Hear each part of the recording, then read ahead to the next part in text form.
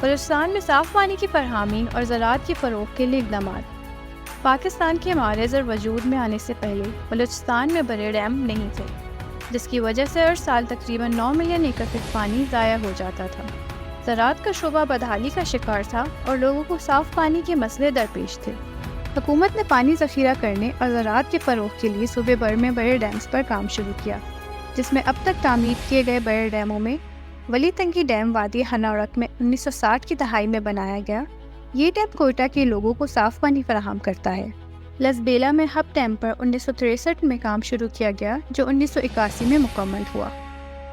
ضلع کیچ میں میرانی ڈیم پر 2002 میں کام کا آغاز کیا گیا، جو 2006 میں مکمل ہوا۔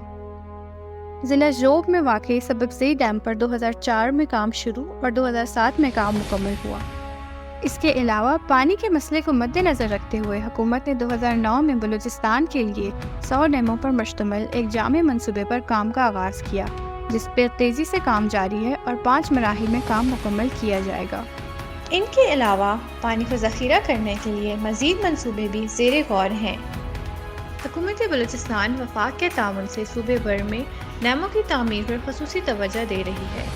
ان ڈیموں کی تعمیر سے بلوچستان میں نہ صرف زراعت کے شعبے کو تقویت ملے گی، بلکہ صاف پانی کی فراہمی اور زیر زمین پانی کی سطح کو اوپر لانے میں اہم کردار ادا کرے گی۔